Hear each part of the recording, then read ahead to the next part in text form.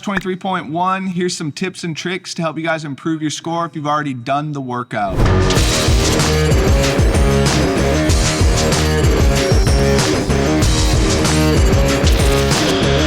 First one we have, guys, is to don't neglect warming up your thoracic spine and your hamstrings. The toes to bar are a major part of this workout, and being able to get into thoracic extension is going to help you a ton with creating momentum on your toes to bar and being able to breathe through those reps a lot easier. And this will take some of the tension out of the abs, which you are also going to need for your clean or your muscle ups, and it'll allow your body to kind of open up, get a little bit more swing on those reps.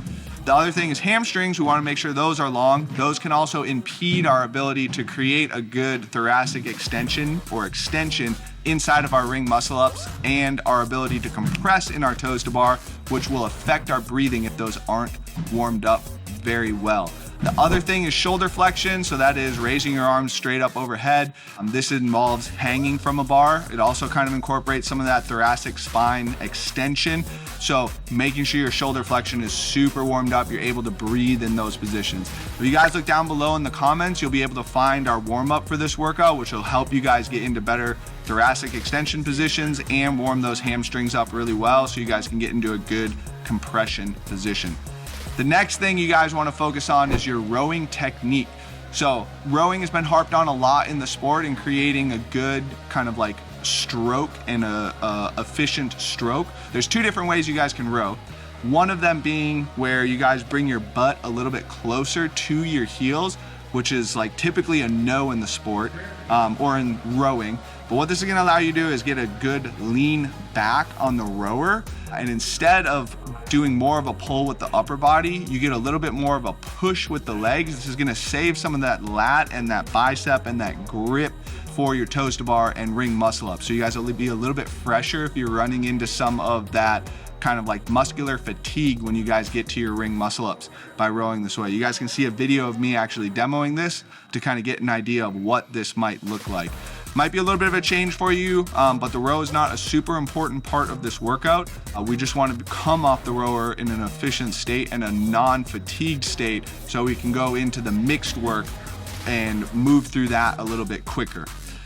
Last thing we have is that clean. That is a nasty part of this workout.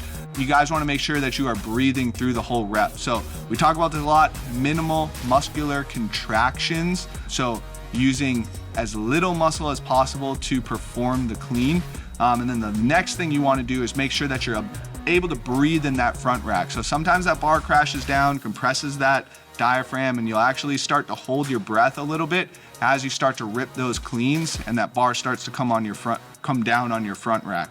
So in your warm up, you guys can just take the bar, put the weight on the bar, get into that good front rack and just practice breathing in that front rack. Really open up the diaphragm, really get a full breath of air in that front rack. So that should give you guys some tips and tricks for the workout. If you guys are planning on getting a muscle up in this workout, you will want to be at your barbell by about 9:30 in this workout. If you can get to your bar at 9:30, you should have enough time to finish for the 13-minute mark, even the 13:30 mark, and get a ring muscle up in if that is the goal of yours in the workout.